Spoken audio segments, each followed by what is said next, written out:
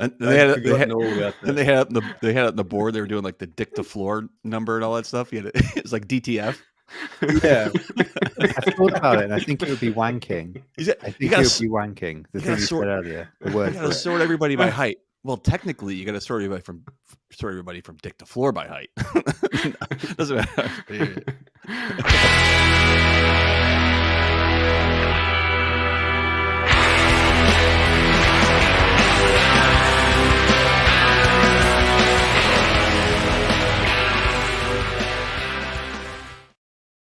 Hello and welcome to Game of Nodes, a weekly podcast from independent validator teams.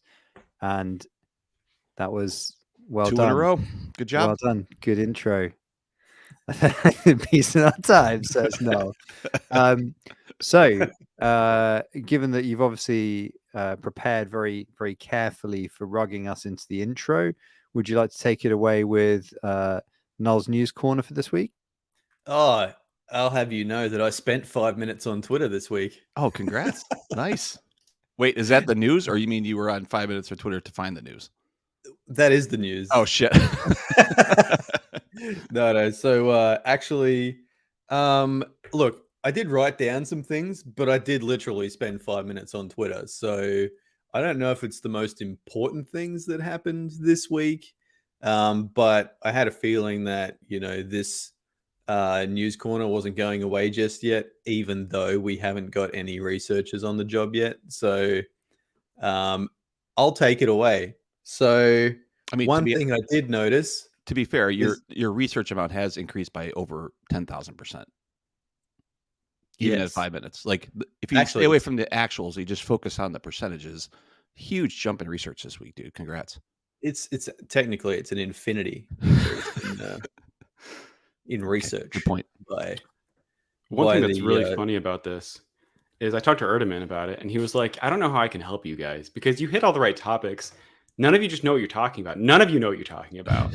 I was like, oh no. Exactly. That hurts. So I mean that is literally something that he could help with. It's just that we'd be stealing his homework. That's the right. Because then we'd be looking knowledgeable, and we might not always disclose our sources. So no, I think we had the other issue, right? We'd read it off, and then it'd be like me stealing a professor's notes and trying to read it, and somebody'd ask you a question, be like, "Oh, this is it." That's a great question. Do you want me to go back and read that part again to you? This week on Quasar. So I do feel like it is kind of my responsibility to do like at least 5 minutes of research, because like when we look at the inputs into this podcast, we've got Defray, who presses the button each week to create the new podcast. Usurper, he does a lot. He downloads and then re-uploads the podcast, and then Schultzy shows up, and then wow. I make highly contextual short video memes at a rate of about 1 every 8 episodes as well.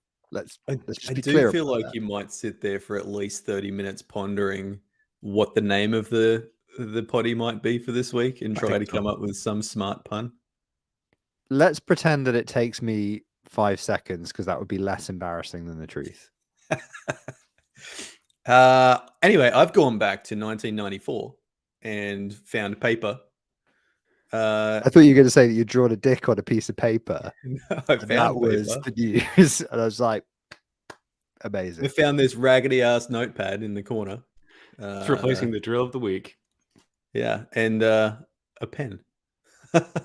and Twitter. So anyway, it's got in here a heading that says Game of Nodes Notes, right? On my paper, not on the spreadsheet where it should be. But anyway, the news. So All in Bits drops the lawsuit against Grace Yu. I noticed. Any comments on that, anybody? About fucking time? Yeah. I went so far as to make GitHub about it. And then actually, this is days ago that I read this, but I'm going to try and remember some shit. So get ready. They had the GitHub article about it where they went on to say that, yes, yes, they've dropped the lawsuit. We're going to go public about it on GitHub. And then said that they're creating a public project to be able to arbitrate issues like this in a decentralized manner. So we're getting some more software, maybe?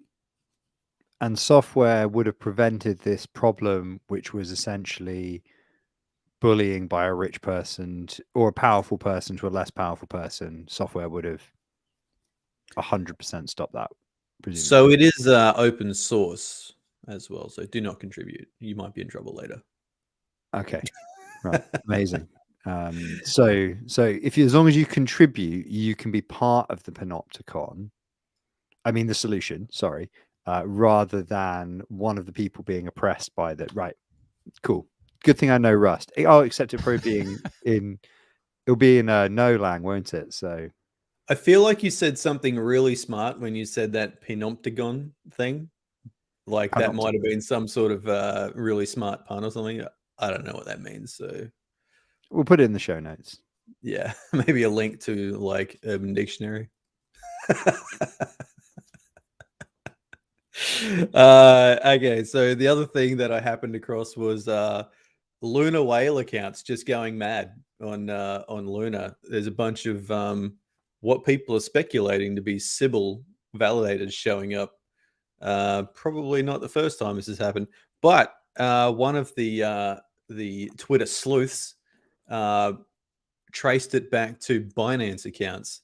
So I think there was like 3 validators that started overnight and rocketed to the top 10 with the help of like 2 or 3 wallets and potentially Binance wallets. So Binance pulling a big Sybil. Binance? You mean Binance owned managed accounts? I think Binance wallets. Yeah. Okay. Not just that like could accounts be fake. At Binance. That could be fake news because I didn't check that at all. I didn't fact check that one bit, but someone said it on Twitter, so it's the probably buzz is on Twitter. But was it on Threads? If it wasn't on Threads, I don't care that much. That statement is the cornerstone of Null's News in the Corner. Probably true. Can we just be clear? It's actually a silent N, that very common literary device. Nah. Corner. Null's News in Corner. Yeah, okay. You know, I saw that before and I didn't even question it. I'm like, that seems perfectly normal. The corner? This is how much doing this podcast has warped your sense of reality. You're just like, everything's fine. That's a thing. That's obviously a thing. I'm just going to trust the process. So I misspell things so prolifically that seems completely normal to me. Spell prolifically. No. So, and we heard about some validators getting pushed out of the Luna set. So is it just 3 that started, or was it more than that? Because I thought there was a bunch that got kicked out or something. Well, it's more than just that, though. I think it was the 3 big ones that just sort of blew up. There might have been more. So it wasn't just that people fell out of the active set. The interesting bit was that there were delegations that were moved around. So Whisper was in the active set, and they were above us, and we're like still pretty solidly in the set, but our delegations didn't get moved around, whereas theirs did. So it wasn't that like the floor has risen; it's that things are in a very larger way getting moved. Was that like a couple of like whale wallets got moved off Whisper onto someone else, or was it like a bunch of people moved off? Whale wallets, yeah. But it happened for others as well. It wasn't just Whisper, but yeah. On all those moved to these new validators. Not to the new validators, no. Oh, really? Just around. Correct, yeah. Huh. Interesting. That is interesting. So I'm not on Luna, but is it like is that token predominantly owned by whales? Is there just like 20 Luna whales, and then like this is Luna Classic we're talking about, right? No, Luna not 2. New Coke. New Coke. Oh, we're talking about New Coke. Yes. Yep, New Coke. Oh, okay. Right. Mm-hmm. It must Am be I missing whales, a joke? right? What is the whole thing was like a resus for the institutions. do you mean? What's new Coke? How old are you? Would that make it down there in the 80s, 90s? Was it 90s? Shit, I don't even know. But they branded Coke as New Coke? No, they came up with a new formula because I don't know, whatever, and they branded it as New Coke, and then they were going to switch to it, and they ran it as New Coke. I think this is the story.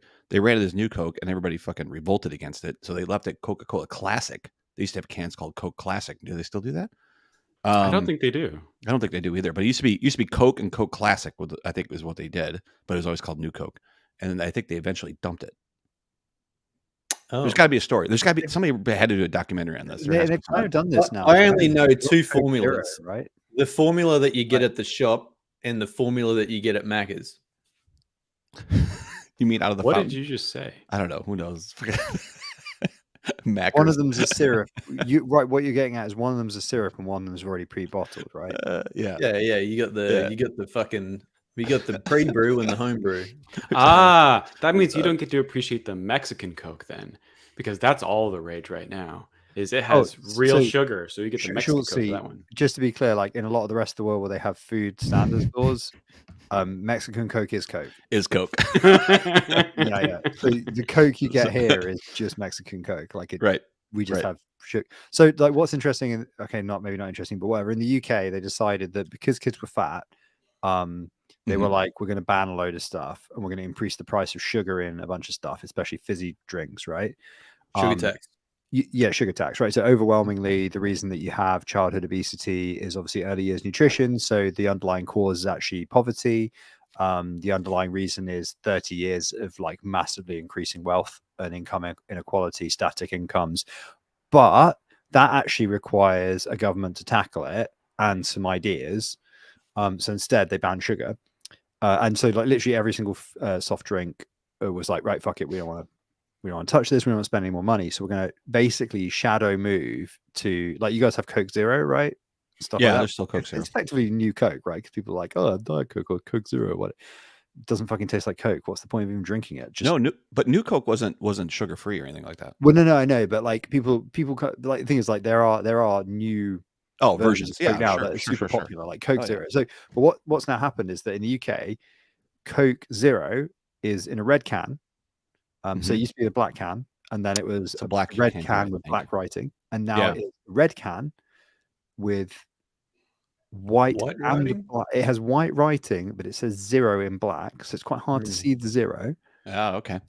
And classic Coke, because is the only, so every single company, literally every single thing, like Fanta, Sprite, you name it, only Coke and Pepsi said, oh, we'll eat the cost of keeping the sugar in and just reduce the can size.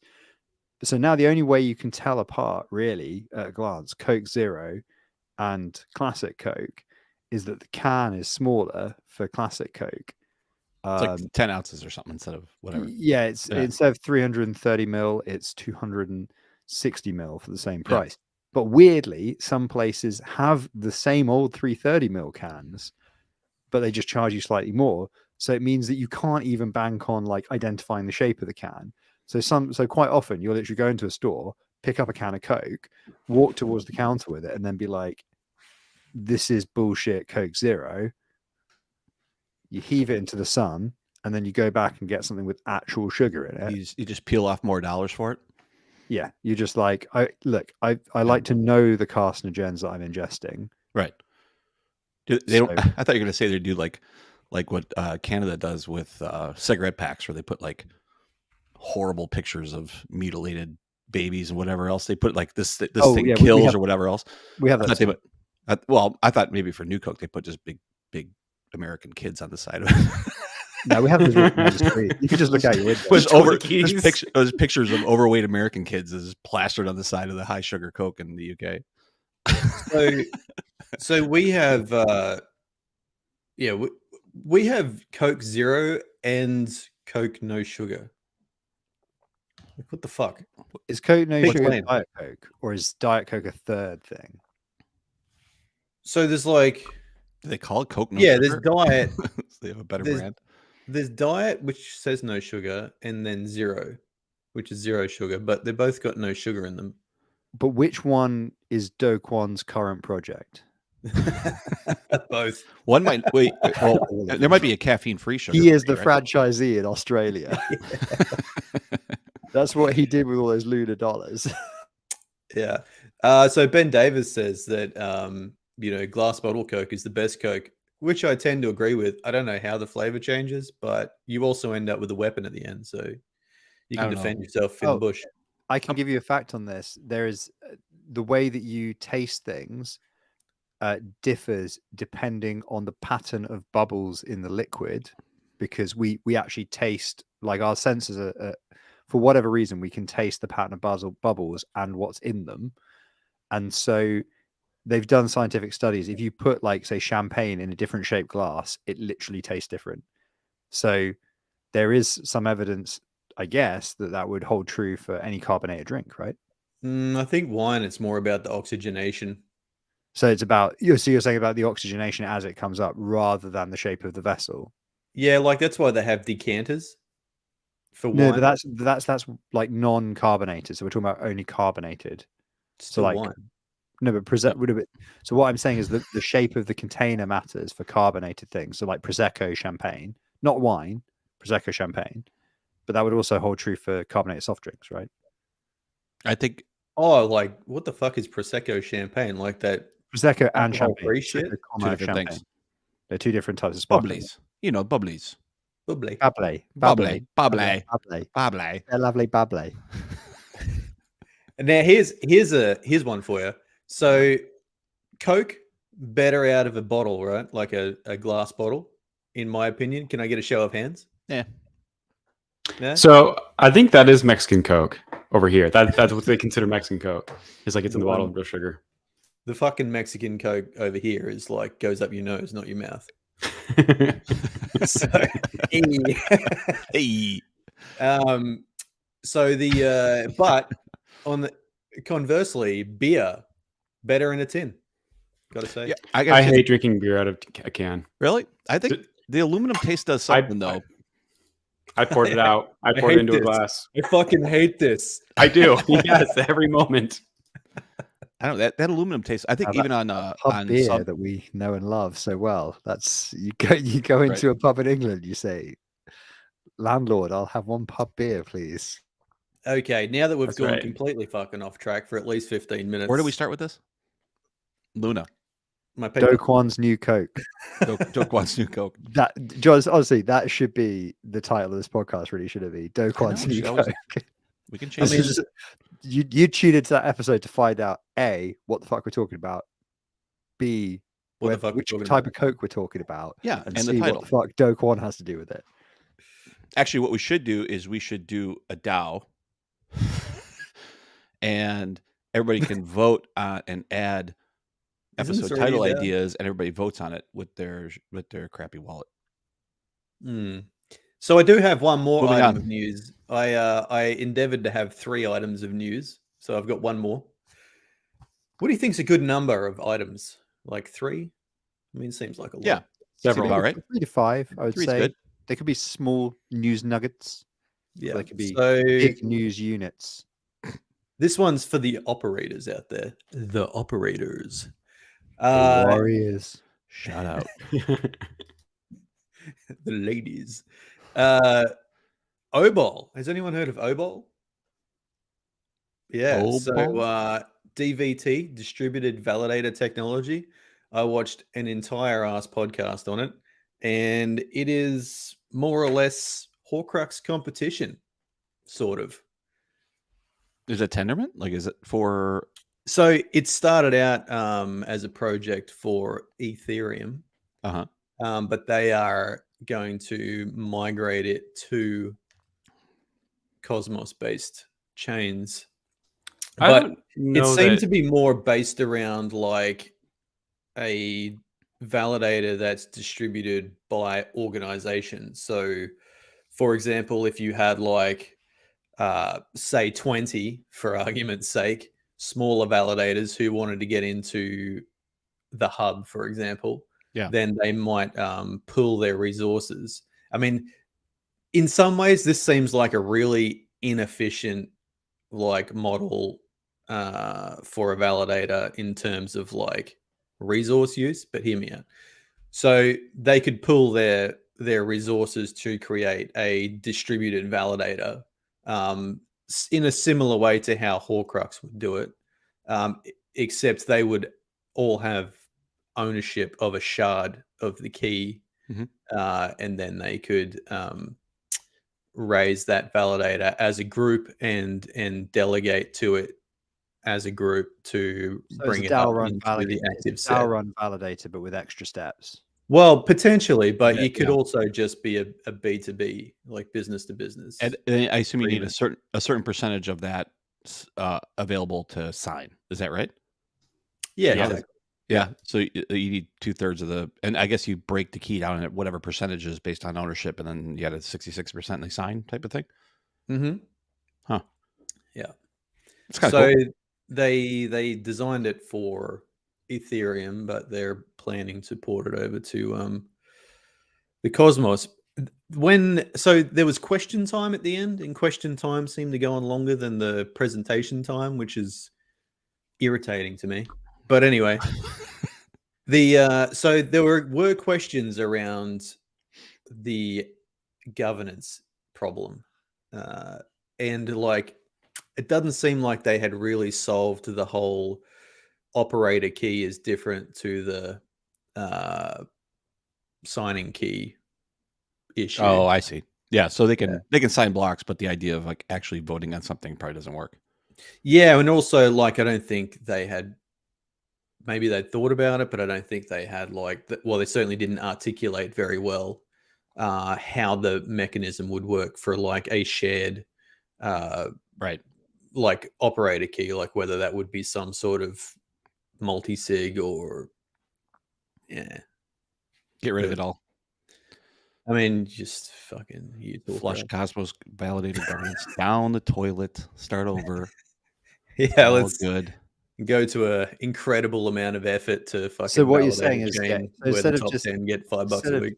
Instead of A running a validator, B running a DAO run validator, you could C run a slightly more complex DAO run validator and split 1/20th of nothing. Yeah, basically. You get one of those shiny new Cokes.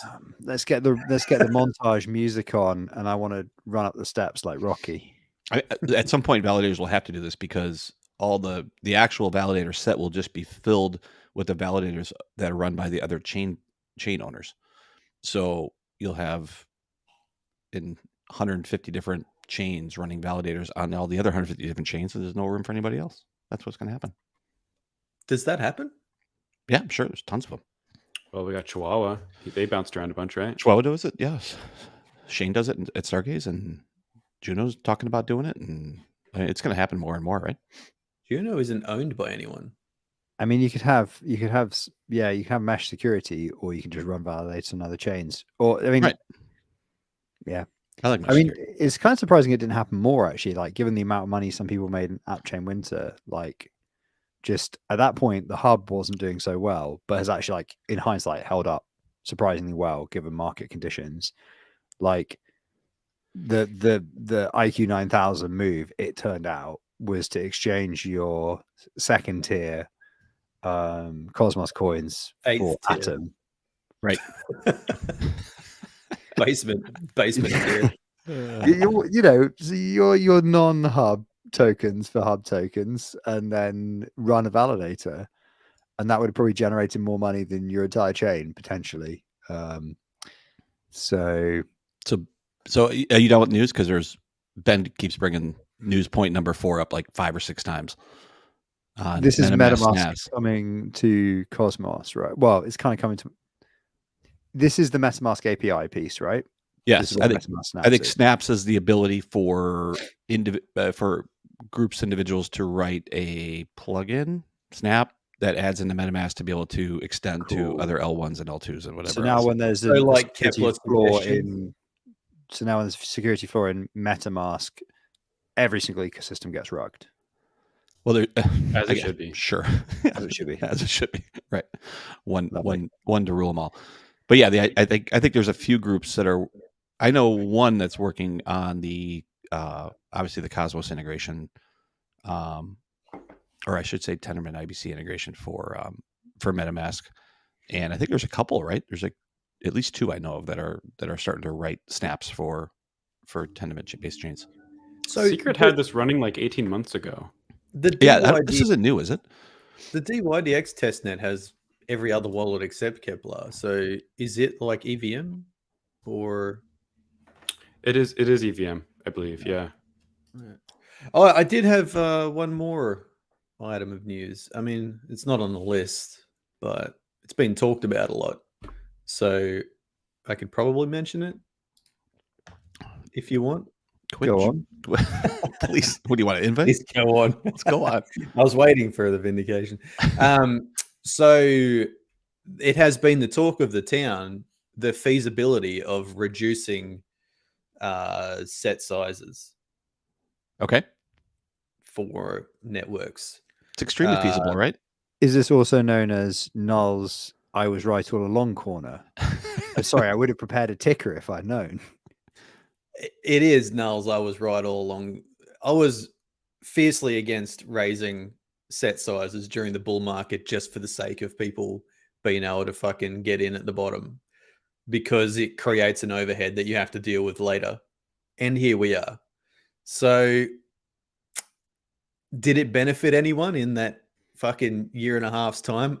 I don't think so. People who are down there barely have any delegation compared to the rest of the chain and have now been running hardware for a year with fucking negative revenue.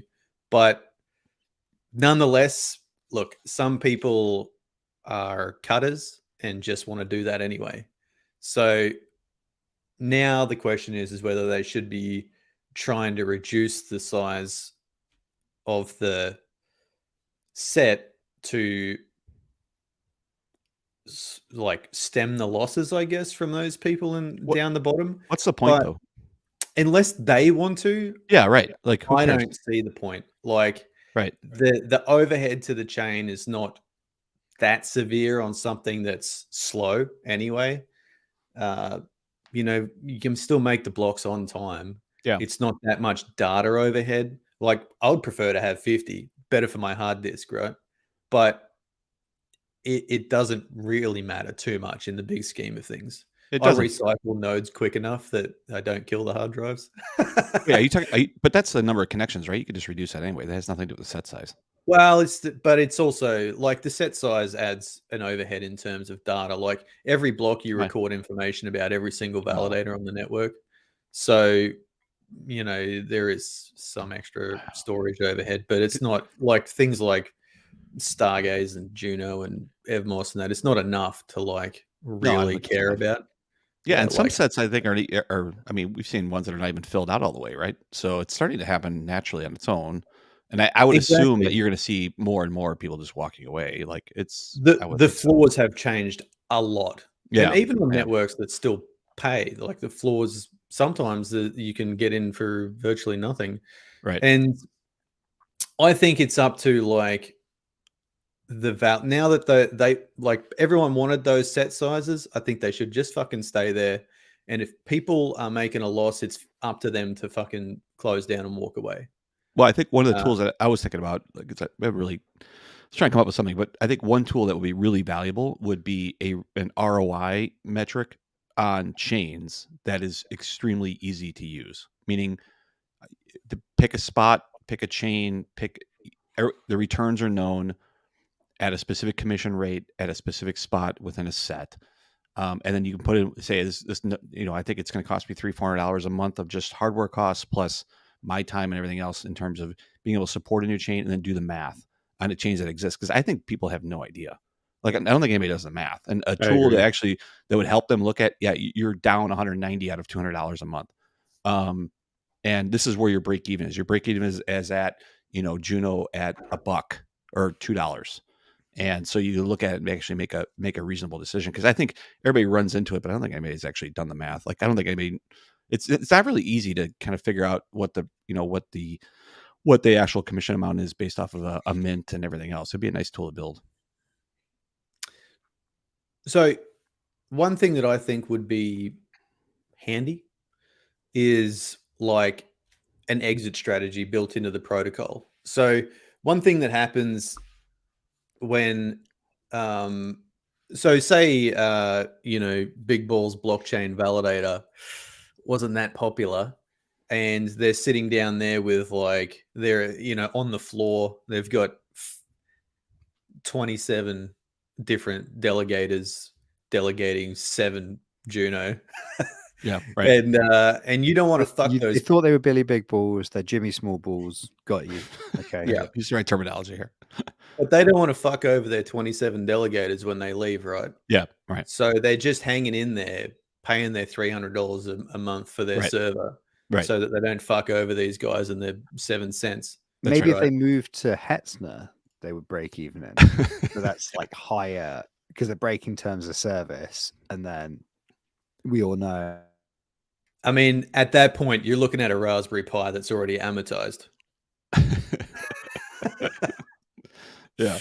So what would be handy is some sort of function in the blockchain that doesn't have to be an upgrade handler, where you could say, all right, I'm going to exit. I run this transaction and it just sprays your delegations across the rest of the set.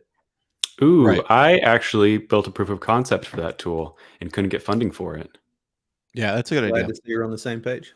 Just to be able to automatically redelegate delegators that are delegated to me, right? I should have that exactly. ability to redelegate that. So you don't fuck people over. Schultzy, was it called X/I'm gonna head out? Yeah, that's what it was called. The other it was more generalized with what I built, but yeah, I approached the ICF about it, and they were like, "Well, we actually don't fund things that are less than $500,000." And I was like, "It is 500,001." It can be. Yeah, I was like, "I can make this awesome for it if you like." Let me just redo my math. I think I forgot to carry a 7 O's. I mean, Notional might have charged that. Yeah, I was right. Yeah, they probably would have, or more. Would. Yeah. Go mod tidy. Yep. Yeah, I agree. That's it, because there's no way to communicate today, and you can't even. I thought about doing you could do a message to everybody, but nobody's got to see that shit in the memo. It's there's no visibility to it. So you're really blasting it out on Twitter. You're trying to go into a community Discord conversations or something else. There's no way to communicate that. So somebody's going to be surprised eventually when they come back a month later or 2 months later. Could I just throw a regulatory curveball in there and just say maybe it's better that people can get rugged by the validator going away because of hardware failure, getting hit by a bus, whatever it might be, with no communication, because then that increases consumer risk in the general case. And it means that, number one, if you're a validator who has a plan to communicate something like that, that's showing some due diligence and maybe is a differentiator for trust. But also, number two, it's decentralized, baby. Yeah, this shit's a Wild West. It is. It is. But I do agree with Null's point that I think validators hold on because the exit is not clean. And actually, this brings us to an actual show note transition. I don't know if you meant to do this, but friend of the show, Bosco from Silk Nodes, was talking about this just recently, because they were talking about leaving, and this is a point that we could talk about, but they were talking about leaving some chains, and he brought up the question that we are not leaving some chains that we think do not have a future, because we're concerned that we're kind of afraid that I'll use his words, we're kind of afraid that it might lose us delegations on quote unquote better chains or in other chains. And so the idea is that, that is leaving a chain or leaving something that is not, not earning or doesn't seem like it's going anywhere or whatever else. Is that a brand negative, or do delegators actually even give a shit?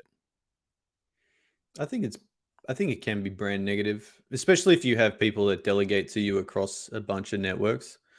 But I think that people jump into being a validator without putting too much forethought into it. And I believe that if you're going to start validating a network, then you should be committed to that network until it goes into the dirt, no matter how much money it loses you. Why? The thing is, like, that's why that's insane. So no, you didn't hear me out. You didn't hear me out. So sorry. If the chain is bad for users, yes. What define bad for users? You know, that needs definition.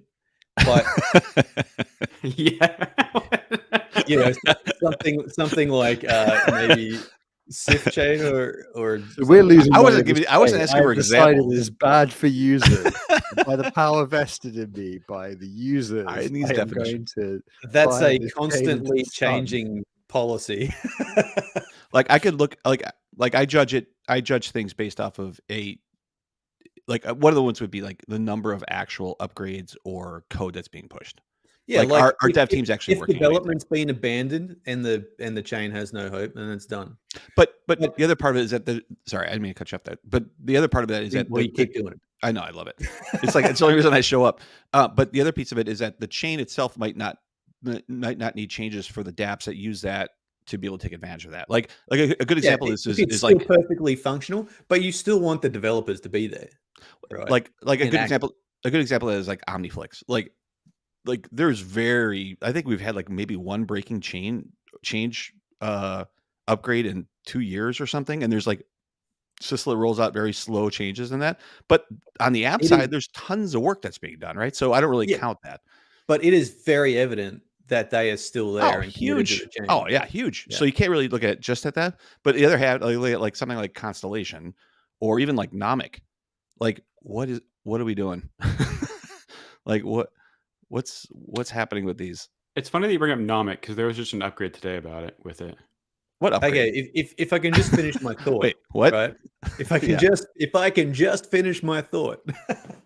Please. So, you know, what I mean is that if you are going to commit to a blockchain, I think in the first place you should believe in that particular blockchain or what they're trying to do, and I think you should at least be making a commitment to see it through some tough time. Like if I don't agree with just soaking up the good times and then fucking popping smoke and then coming back in the good times. Like I think that if you're going to commit to that chain, you should bring it up, even, maybe soak up a bit of good time. But if there's a deep bear market like we're in now, I think you should be like willing to bear through that. Yeah, I think for at least, a certain amount of time. Like I don't think it's like, oh, okay, well, I'm not making money this week, I'm just going to fuck off now. No, I don't think that there's those are two different extremes, right? There's one is just running it forever without anything happening and nobody's using the chain. It's just producing 0 transaction blocks for years and years. Like versus at the first sign of challenge, I'm dumping it. Like there's areas within. So what I mean is like you should be making a commitment to it and have that in mind. Like know that when you join this blockchain, it may not make you money for a while, or it may make you money for a while and then not make you money.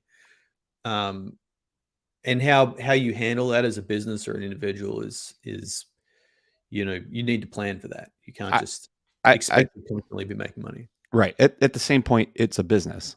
So and if you look at teams that are not executing and you look at founders that have left or you look at users that are not there, you're wasting your fucking time and money. And you should go spend that somewhere else. Put that in the category of, well, this chain's not going to make it.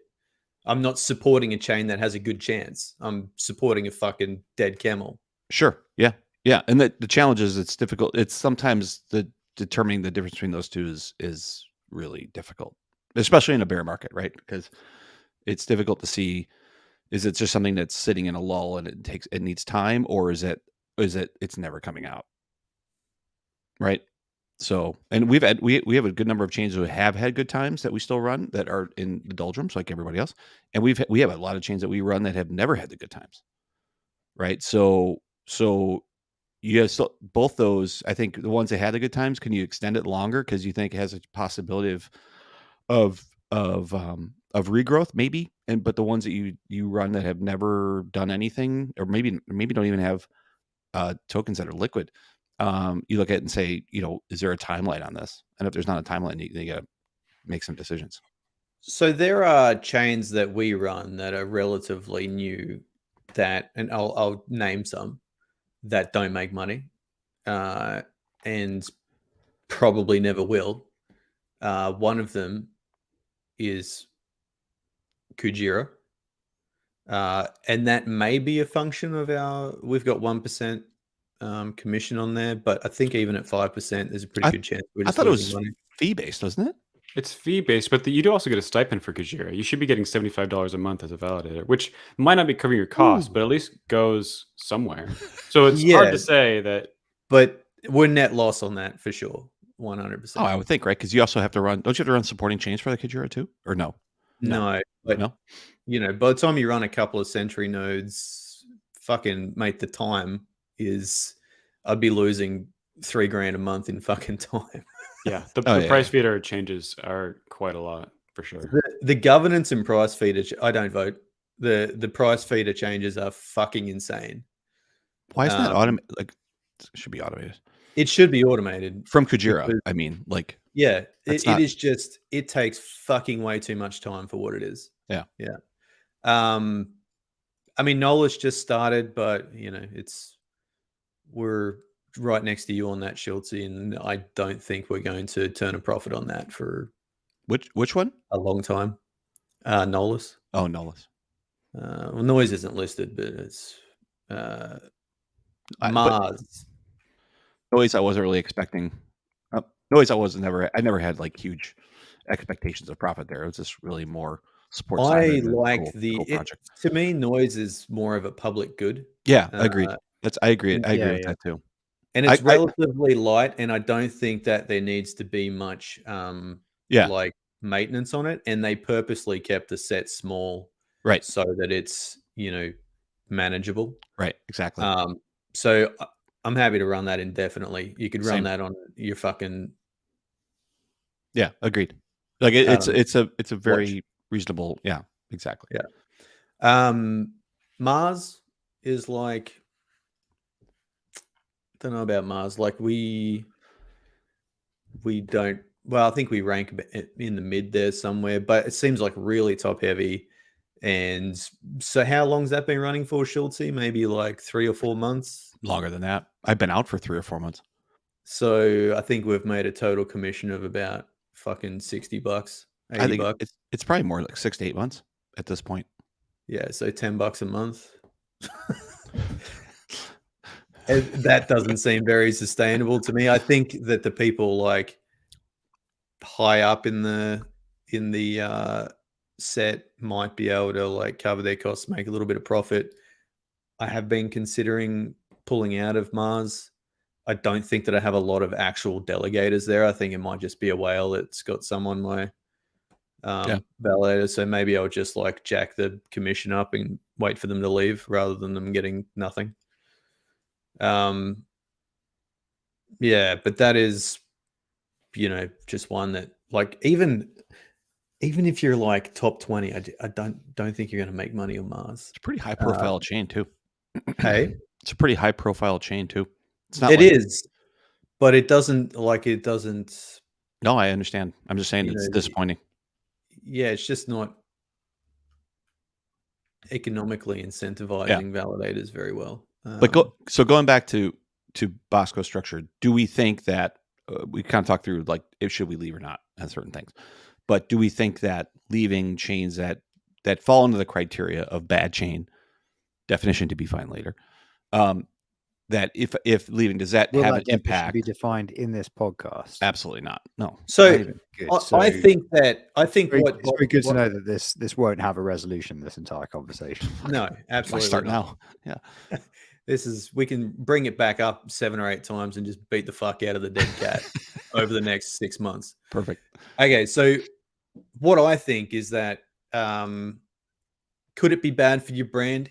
Yeah, possibly. But I think what you can do to reduce the damage is to have a plan and communicate it effectively as you can to the decentralized world, just fucking Twitter.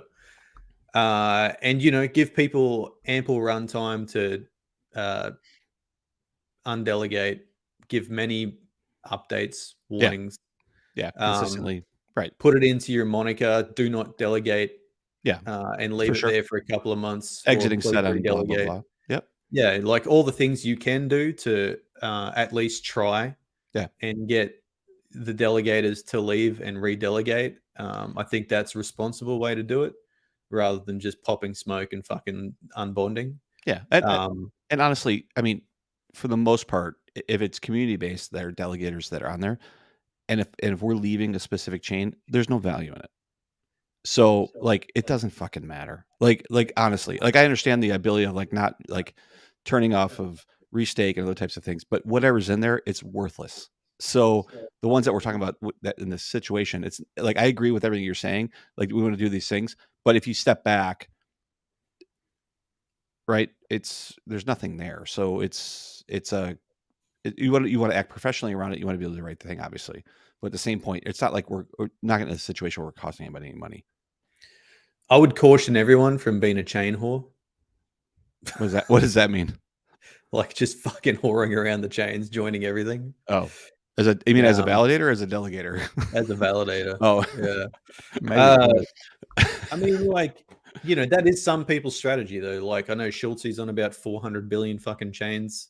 500 billion, actually. You never know. But I mean, to the point, you never know what the hell's going to happen, right? Like you never know what's going to be a winner. True. So either you right. Some of the most profitable chains in App Chain Winter we didn't get on because we were just like, we're good with Stargaze and Juno. There are two big bets. Yeah. What was profitable? I mean, fucking everything was profitable. Do you not remember? You mean okay. App Chain like a year ago. That 5-6 month period before the wheels came off with Prop 16 and then UST drove everything into the dirt. Like there was a period where, you know, fucking Chihuahua could make you $100,000 a month. I think that even like with I mean, Chihuahua's not profitable anymore, but you know, we'll keep running that. So I think we would be where we are now anyway without Prop 16 and without UST. Would still be here.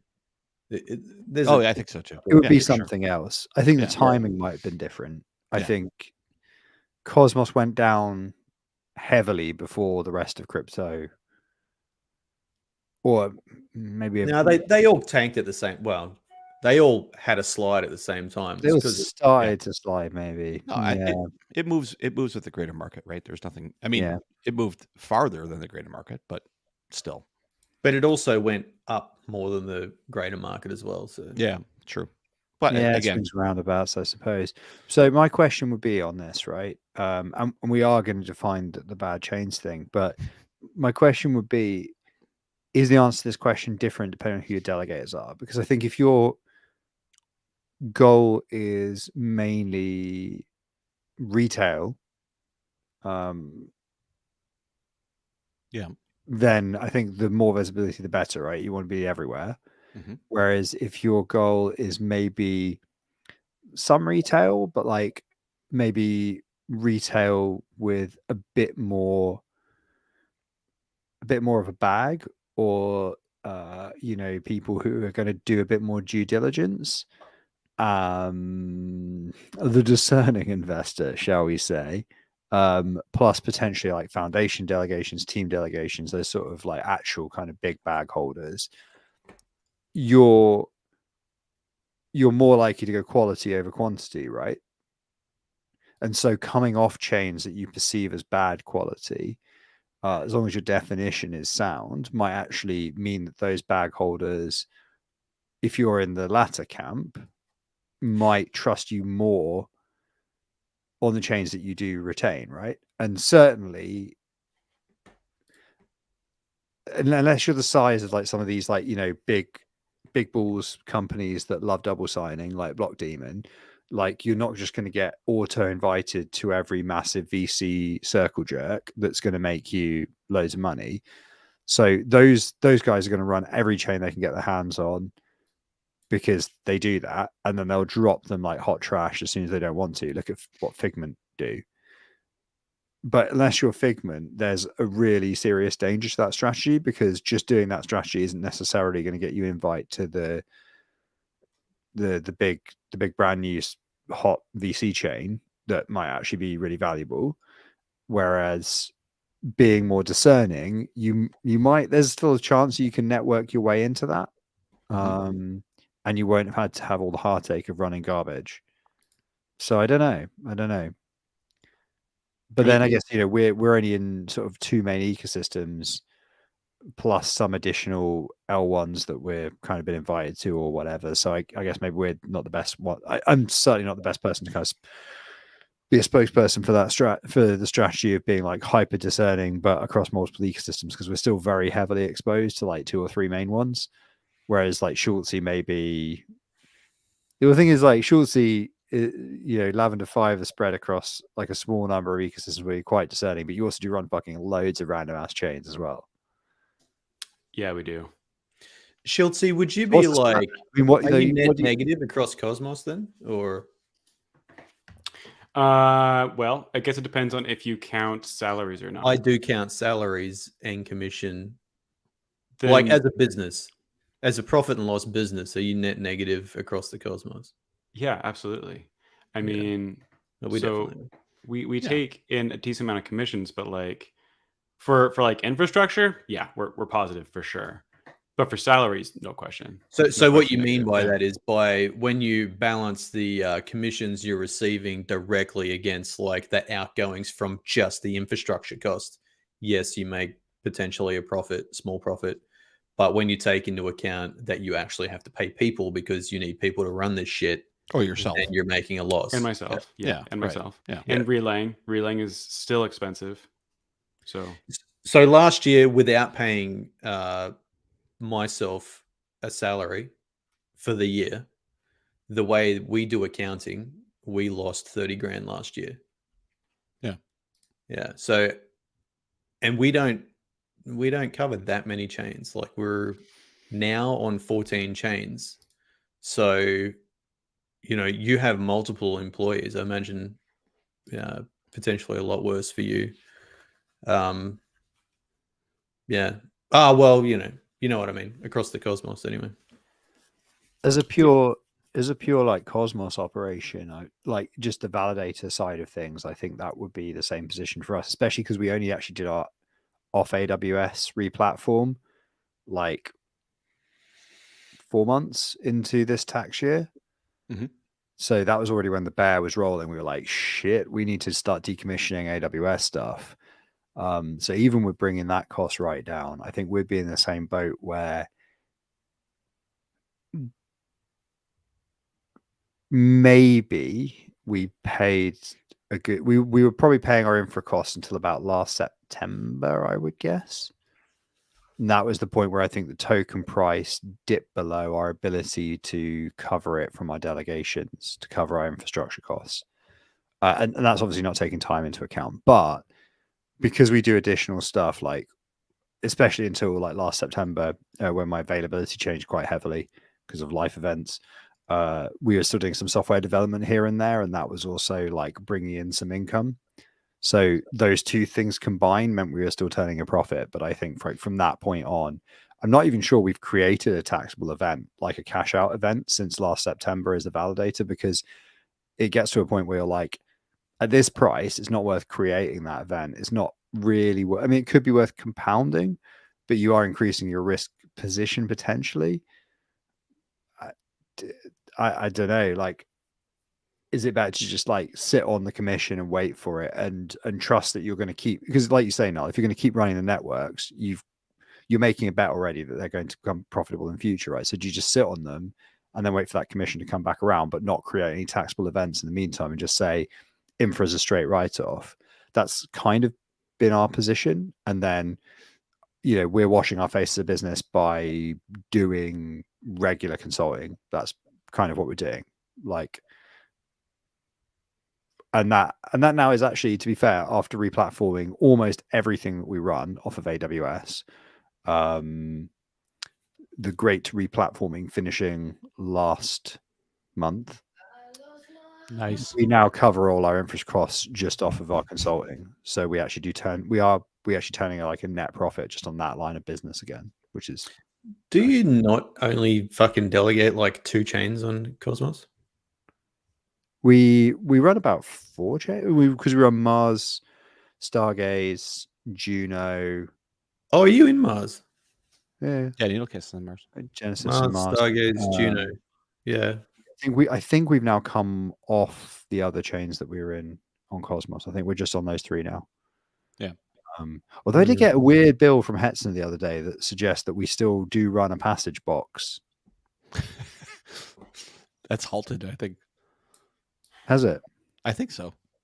I think it halted a few months ago, right? Is that right, Sean? Yeah. Oh yeah. I thought was like- didn't you exit? Oh, I exited. I thought we did, yeah, but maybe Kill it. maybe I haven't renamed that. Maybe I hadn't renamed that box, but I thought we had like a couple of monitoring boxes in Hetzner, but then there's this weird line item that sort of looked like a coded way of saying that it was a server involved in passage in some way, but not trying to, get the ear up of the Hetzner police, So that is one example, right? That we left passage, but we didn't have any delegations whatsoever, so I had no problem leaving that. Yeah, doesn't matter. Yeah, I mean it's halted right now anyway, so it's been halted for I don't know 3 or 4 months or something like that. I mean, you have also reminded me to go and fucking double check that before I go on holiday. Yeah, you should get rid of that thing. That's €45. Save the private key, dump everything else. Leave the cannolis. YOLO, send the private key into the solid. scrub that hard drive. Exactly. All right, so do we answer Bosco's question or no? Probably not. The answer is yes, you can do it.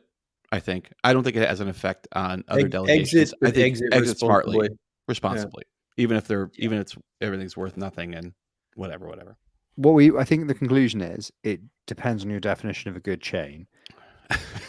Luckily, we will give you that definition episode in about 71. 34 minutes time. So speaking of profitability, like I reckon there are like some chains where, take Stargaze for example, right? Like we got pretty heavy Stargaze bags as a validator. We make 3 times the amount in rewards than what we do in commission. We could probably happily fucking leave that and still have good exposure to that chain without having to take up a slot. But I mean, I wouldn't, because it's also similar to noise. It's also it's a low stress chain, right? Like it's a low stress chain. And I think, like, contrary to some opinions in this fucking chat, I think that chain will probably make it. I think so too. There's a pessimist amongst us who thinks that all the chains will fail. Well, no, I think so back to the MetaMask thing. And so we could talk about a little bit more about what that means, but that idea and that plugin, I don't think anything DeFi, that integration makes any sort of fucking difference. I really don't. Like, those products exist elsewhere also on low cost chains. There's lots of options for that. NFT marketplaces that have low costs and the ability to, like, I could see that MetaMask integration actually really turning into something very positive for Stargaze and OmniFlex for that matter, but primarily Stargaze. Yeah, I think you're right. It makes a lot of sense for Stargaze. It does. Like it has a real benefit there, especially with the gas structure and the speed of transaction. The site is hauling ass. I really think that integration has a good possibility, especially if NFTs show up in the app or in the actual extension. I can see my NFTs. I can see Cosmos NFTs in the MetaMask extension, things like that. Like that you're starting to get some cool stuff in that. So I'm excited about that and see if that happens. I think OmniFlex will also do well once they find their stride. Like, I think they need to do better with marketing to the target audience. I don't think users are their target audience. I think like media outlets and stuff like that are their target audience that they need to target better and market to better. But I think if they can actually like bring the right users to their platform, they will probably do well in the long run as well. I'm certainly committed to it. So yeah, and there's such a ton of functionality there too. I have a harder time seeing the value out of Omniflix versus Stargaze. Not that I have anything against Omniflix, but if they're like, what is their marketing to like media agencies, right? They're not marketing that they're like a federated YouTube. Like, so what's the value that they're really adding to being a well, that's platform? it. They're not marketing their actual functionality, which is like a federated YouTube, right? Is that what it is, though?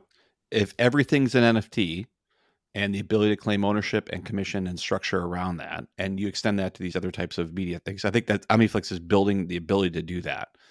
To Null's point, how they market that and people understanding just how to be able to take advantage of it and use it, I think that's probably the gap, right? Like what is that? Okay, that's cool. Now, realistically, other than me buying and selling NFT and having a marketplace, how do I use that? Like, what do I do with that?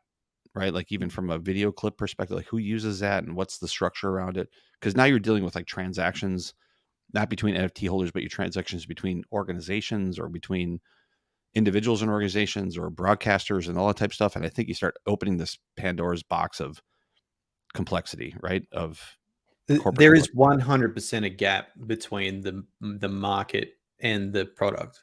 Oh yeah, which is, I mean, you can say that for all of Web3, right? I mean, there's a lot of that, right? But I think in that area, like they're early for sure. Like but I mean, the functionality is there and it's cool, especially like cross chain NFTs and all this type of shit. Like there's a lot of cool stuff there.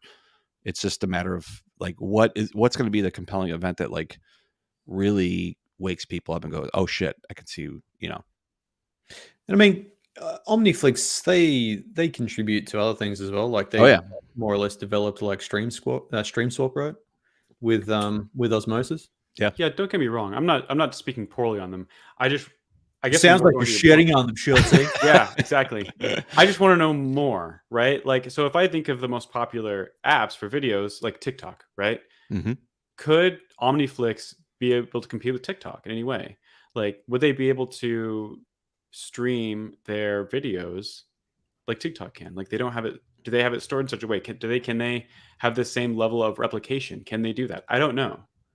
Yeah, good question. Like, could they build a mobile app that has the user experience of TikTok and then allow the ability for people to tip in Flicks? Like, that's a good question. Could I stake on a video because this guy is right? Could I stake Flicks on a video, knowing that the more views that person gets, and I take a piece of that, and then maybe the staking also raises where they are in the app, like because they have more visibility because there's more. The answer to your question is, do they have $50 to $60 million in the bank? That's right, because the answer is no, then the answer is NGMI. Well, yes, or that somebody who does have that flexibility, somebody who has a vision for that looks at that and says, I could totally see how this works like long term, right? So, sure, but that is a big engine, like that task there. Oh, for sure, huge engineering team, for sure, non-trivial. Like it is comic. Really, that's really hard. Here's another example. Awesomewasm is happening today and tomorrow, right? Because we're not there.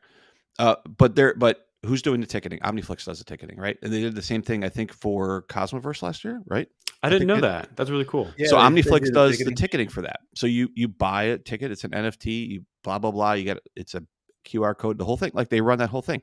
That's fucking awesome. Like that's a great use case. And we talked about ticketing as a great Web3 use case because it's like a really good use case of proving ownership and proving identity, number one, and number two, and then being able to do transfers and all that stuff. Like it's a really good Web3 use case that they're executing on.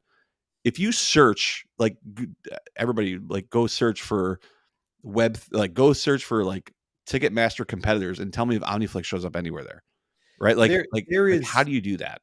There is a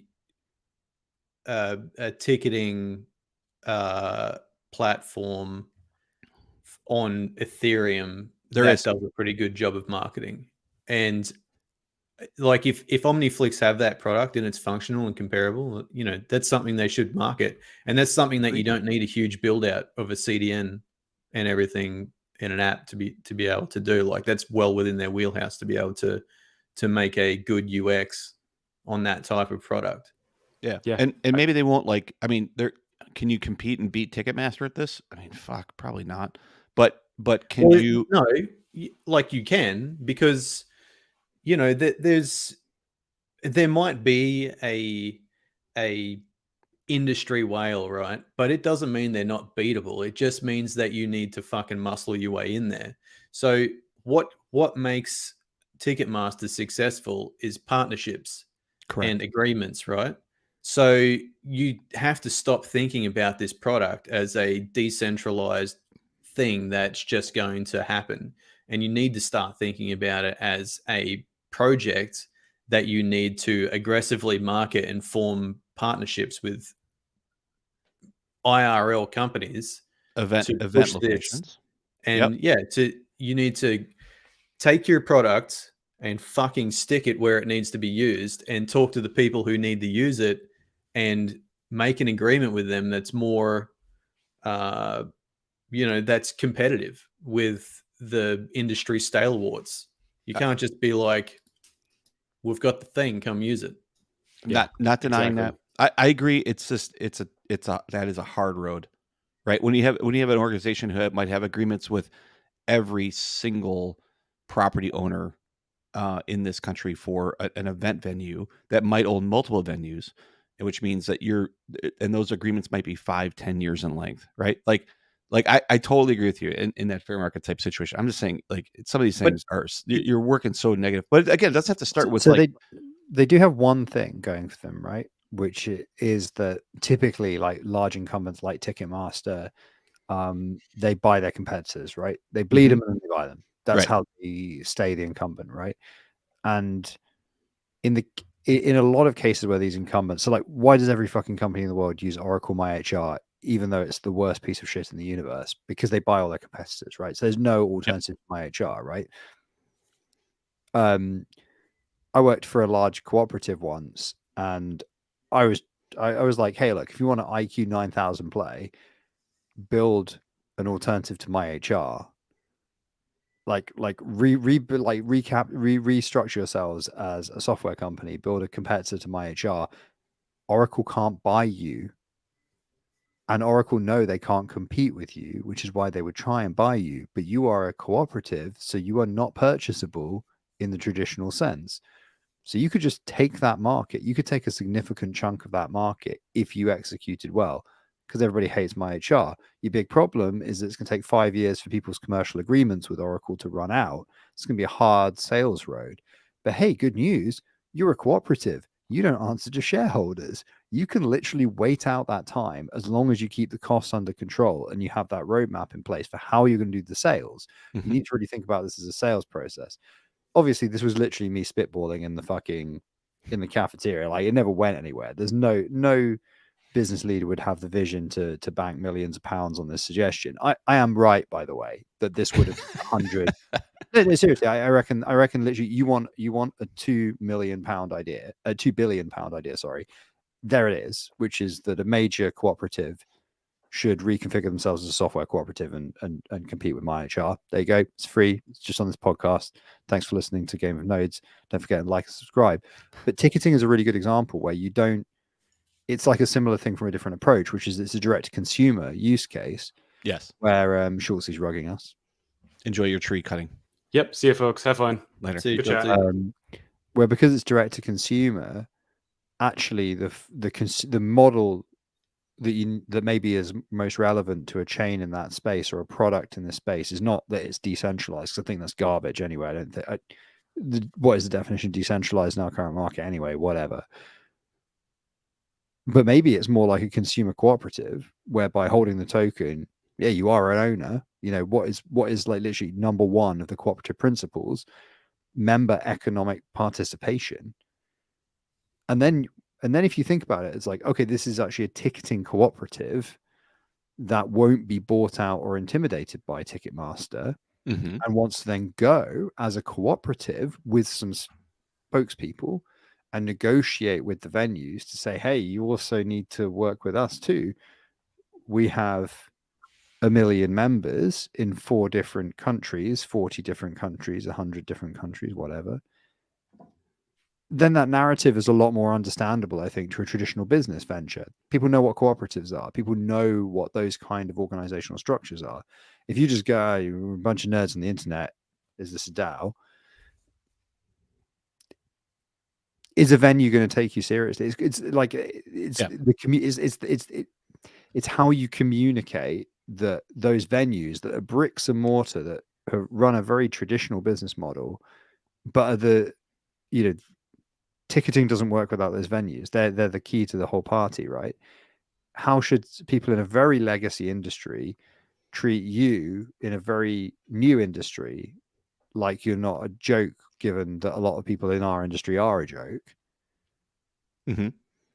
Yeah. How do you bridge that gap, right? It's all communication. It's not the tech, all that stuff. I think like anything else, it has to start small and it works up. So you start with smaller venues, you start with stuff like this, you get involved in other types of groups that put together events, and you start working it in small areas, not maybe in a venue perspective, but more of a platform that people use to get together. And you find ways that software moves forward and forward and forward, and you build up. You don't try to take over, a massive event or a venue with that. You have to start with years and years of smaller events and keep growing and keep growing. But still, it has to start with a set of with marketing and with I mean, that's a product. I mean, that is a product company, right? That's a company in itself, much less what everything else that OmniFlix is trying to do. Like that ticketing piece, that's a product that could get funded, that could have its own marketing and name and everything else, and it's blah blah blah. Like there's a whole thing there. But again, are we building a product, or are we building tools for people to be able to use? And those are two different strategies, I think. Right? So I mean, it's a tool that anybody can use, and OmniFlix built it, and it works great, and it's run by Web3. And to be able to say that, I mean, the idea of having a ticketing thing is pretty cool, but the proof of either having tickets to an event or viewing an event or other types of things, like you can extend that out to a lot of other use cases too. So, but again, that's a whole product business in itself that I think you could go fund and try to build a whole organization around. But again, I don't know how is somebody doing that, or is it just a tool set that's out there? I don't know. Built an event system once for a contract, so could do it again. But there you go. There you go, bud. Events and Twitter. You should do it on the Twitter. Yeah. Well, I mean, yeah, but if we're going for things that we built once but could build again, we've got ticketing system. We've got how long is that list? I worked on a WhatsApp competitor once, so like WhatsApp on the blockchain, we could do that. Except we can't because blockchain's way too slow. But then you shouldn't put your data on the blockchain anyway. It's a really bad use case for that. But economic system, so it's back to whatever, fuck it. Hey, fuck it. The problem is this a very negative episode? I feel like it's a little bit negative. Are we negative, or is it just I think I was looking back, like we've got to episode 70. That's kind of cool. It is cool. But I am kind of aware that we are a full year on from when we really started having, because we got over the shock of Luna, and I think we'd really started having the, oh shit, this is a bear, it's going to be around for a long time, conversations on the Podo. And it really has been a year. So it's, yeah, maybe there's a bit of that energy in the air. I don't know. I for what it's worth, I feel fucking pretty all right, because I'm fucking taking a holiday tomorrow, so I'm working 14-hour days to clear the fucking decks and set up all the monitoring, and exciting. It's gonna be I am pretty excited to touch some grass in September. That is too long away, sir. 6-day fucking hiking trek in the mountains of Tasmania. Go to Tasmania. Yeah. I've been there once. I liked it. Carry your house on your back. Eat moss. Sounds worse when you say it like that. Oh yeah, I guess you've got to wait a bit because it's presumably really fucking cold right now. Yeah, I think September it's still cold. It's not as snowy. We actually just bought snowshoes from fucking Spain of all places because we intend to do some more. You know, there's a lot of mountains in Spain, right? Spain, yeah. It's just that buying snowshoes in Spain, and I think that like it is potentially, well, it must be off season now, right? It's hot as fuck in Spain right now. Yes. Yeah. So when you're looking at like we looked at the local stores in Melbourne, and it was like 500 kanga bucks to buy a pair of snowshoes, right? It's fucking insane. And then like wait 500 kanga bucks, that's like still $300 freedom bucks. I don't know, man. I don't work in freedom bucks. I don't work in freedom bucks. Well, the rest of the world and all of crypto does. So to buy them and ship the fucking things to Australia from Spain was like $200. So Jesus, how special about these boots? Exactly the same fucking things. Well, they're like, they're things you walk on fucking snow with. So I don't know. They're big. You don't have any of those there? I thought you said there was some snow there. Yeah, there is. So then have boots in the shop. They're just fucking insanely expensive. Oh, okay. Yeah, so we bought them in Spain, less than half the price. Only took like a week to get here. So that's not bad. Anyway, the point is we bought them. And so we're going to go do hiking and camping in the snow around the Alps here, around Melbourne. And then we're also going to do some backcountry snowboarding. So that'll be interesting. Backcountry snowboarding. Yeah? Yeah, you stick your snowboard on your back, you fucking walk up the hill, and then you ride your snowboard back down. That's cool. Yeah. I think like the proper way to do it is with a split board. You like actually split it in half and put isn't that called like skis? Skins on them, so you just fucking up the hill. Oh, okay. I got you. I didn't really realize you could do that with anything other than telemark skis, but yeah, they got like special bindings which is attached around your toe, so your heel lifts, and then you just kick your skis up the hill or your snowboard. Oh, yeah. So it's exactly like backcountry skiing because you just snap your board in half. That's telemark skis, but weirdly for a snowboard. Yeah, so your snowboard's got a joint down the guts of it, and it's like clipped together. But then surely it's got two different bindings because the snowboard bindings are like there and there, whereas the telemark so you clip you clip your bindings off the way you're using them for cross country, and then you clip them back on to use them as a snowboard. Will that get enough perch? Oh, I guess yeah, because they kind of go around the bottom, don't they? For telemark, they put the gut clip, don't they? The gut? Yeah, it used to be animal gut or something, didn't it? The thing that you put around the bottom of the ski when you're going uphill, where it's like the skins. You put them on and they grip backwards, so that like every time you put the thing down, it catches like a claw, like a spike, like a barb. The word I'm looking for is barb. Like you'd have a barb, so it's unidirectional. Like some mammals have like a barbed penis. It's the same. Just in shoe form. It's just I've been working really long days to get my shit together. So whatever. It's like an animal's penis, but on your feet. It's like an animal's penis, but on your feet. Yeah. You know what? Why not? Let's go with that. Why not? I too am going hiking, but not in the snow, in the sunshine. So is that like something you do often? We do it all the time. I fucking love hiking. It is something that my better half's family do more of, and she is a big proponent of.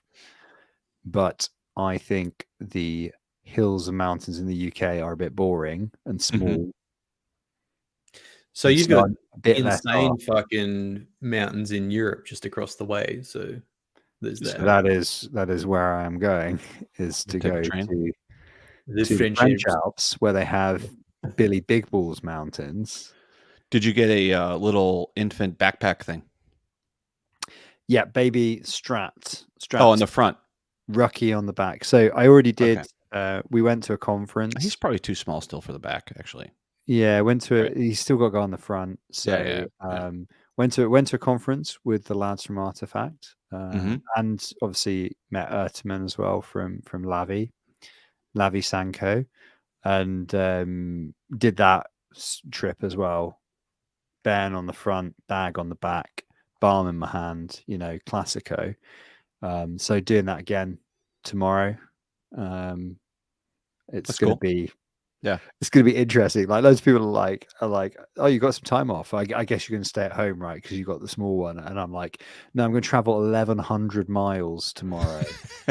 And they're like, oh, right, you flying. Okay, that's, you know, they can be quite a pain on the plane that age. And I'm like, no, mate, getting 4 trains across 2 countries, a train under the sea, and I'm going to be carrying him. And people are like, how are you carrying the buggy? And you're like, I don't own a buggy, mate. It's just in a fucking. I am the buggy. I am. That's your T-shirt. I am the buggy now. I am the buggy, mate. I am the saddle. But like, so the way I like to think about this is, you know the old cavalry thing where it's like the horse, the saddle, the man. Yeah. Right. Yeah. I'm the fucking horse now. I am. You are the horse of the pyramid. You are the horse. Finally. Yes. Finally in life, I have. You are. Eventually, they will be the horse, but right now, you are the horse. Yes, that's correct. You are the donkey. You're the donkey. Right. Okay, but right now, I am the most important piece of logistical equipment in the pyramid, and will be respected as such. I mean, you're creating a situation where you are the most important piece in the pyramid, but yes, that's correct. Look, I mean, ultimately, you're not the most important. If you're saying that yes, the system is rigged, then of course, if there's one thing I've learned from crypto is yes, the system is rigged, but you need to rig it in your advantage. Actually, one thing, when the little man does get older, we had like the backpack ones where he could sit, like up here. So it's a backpack, but like his ass is like right at your bottom of your shoulder. They have like minimum height. He's probably like, I think, I mean, you get strapped in there pretty good. I would say probably 18 months, maybe 2 years, something like that. I'm hoping next year we'll be there, but then I'm kind of worried, a lot of fun. How am I going to get my shit over? Oh, there's a bag. Well, sure, but at the moment I've got because I'm carrying a bunch of other shit. Well, you could put that in your front, but when he gets older, he's not going to want to sit facing you, and he's going to be like right, or you have the one where they spin around where he's like underneath you but facing out. So the last trip I did it where he was in like a well-supported one but facing out. Yeah. This one, hoping to get him to sleep more. So actually, you face him in. Yeah, going to do it in one of those ones with the almost like the mummy hood where it's like.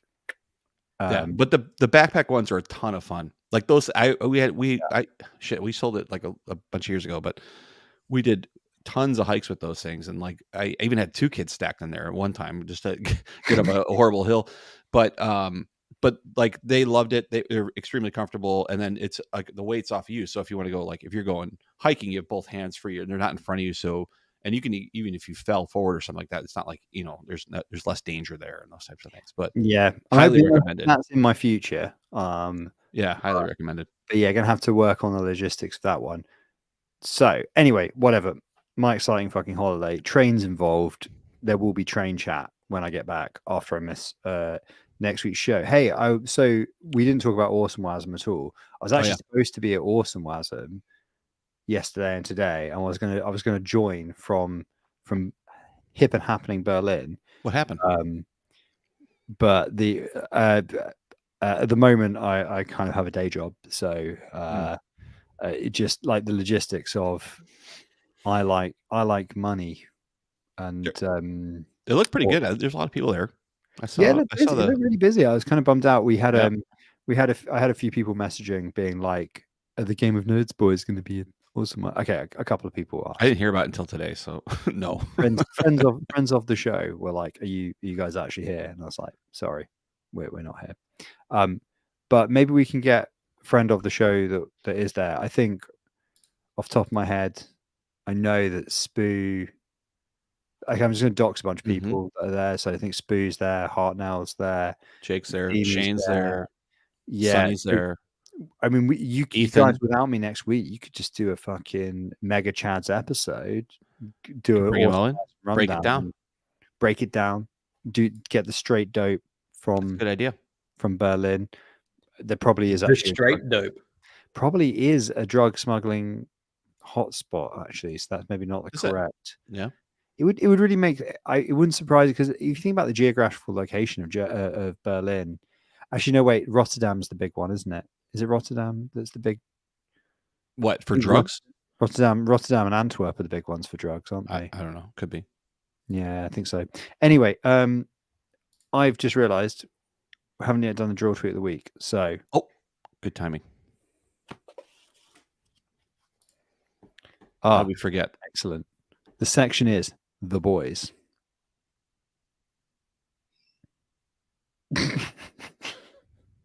Okay.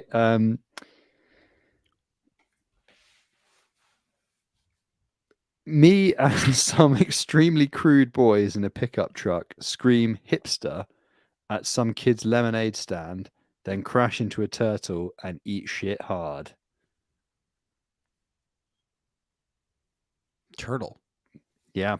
I didn't see the turtle coming. And neither did they, I think, which is the story. I thought we got rid of this. There's just every. Why do we keep doing this? Yeah, you keep coming back for more.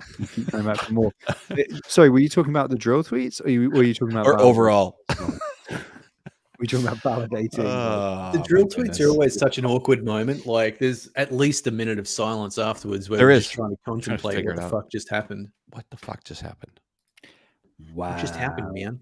What happened? We're just hanging out here. Oh my goodness. Yeah. So it's good to just introduce a bit of awkward silence into the conversation. So yeah, in conclusion, baby carriers, stock riding high. Currently every chain we validate on, stock not riding so high, but that's also good. I mean, obviously, other than like Aptos is still doing pretty well, so can't complain. Can't complain. Can't complain. I've been fighting with been setting up a bunch of nodes for other networks. So this week I worked on Optimism, Avalanche, Polygon, Arbitrum. What are you setting up nodes there for? To join? Despite the fact that Optimism is not actually that bad a network, the fact that it's called Optimism, every time I see it, I'm just like hopium. In my head. It's all hopium. Same thing. Optimism, yeah. I mean, they're not all that straightforward, and they don't really prune, and so they're a bit unwieldy.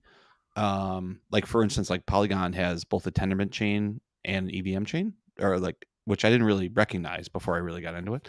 And the Tendermint chain, like there's like I think they have some default structure, like it's extremely modified, but I think the chain there's like 300 gigs or something like that to be able to get it going. On the EVM side, which is, I said this morning, I fat fingered a fucking command and fucked up 40 hours of work. And that thing that I did is that there is a 1.5 terabyte snapshot. And that 1.5 terabyte snapshot comes down and then gets extracted to like 8 million fucking files at like 3.5, 4 terabytes or something like that. And I thought it was doing I have a script that runs that basically pulls that down and extracts it, all this type of shit. And I thought it was just doing a SHA check on the files before it extract. And I meant to hit a key command that I used to jump between screens, and I hit Command C and it killed it. And so it had to go back, and like the extraction itself is a 12-hour job, like just to unfucking do 2 terabytes or 3 terabytes of fucking shit. So anyway, I don't know. All that stuff it's all history, right? And so what you're saying is, if you hadn't scripted it, but you were copy and pasting individual commands, it might have actually been quicker.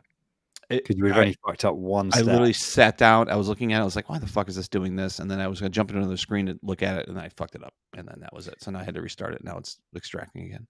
So you were trying to join these other networks as a validator? Or? This one, these are, we're a Chainlink operator. Yeah, so I was going to say for Chainlink. It's a Chainlink thing. So Chainlink is launching, for folks to know that they're launching something called CCIP, which is basically a Chainlink bridge between networks that is going to it's got picked up by Swift and a couple other ones, which looks very positive. And we're not a CCIP member. We're not running the bridge, but we're running a structure that allows for the off-chain,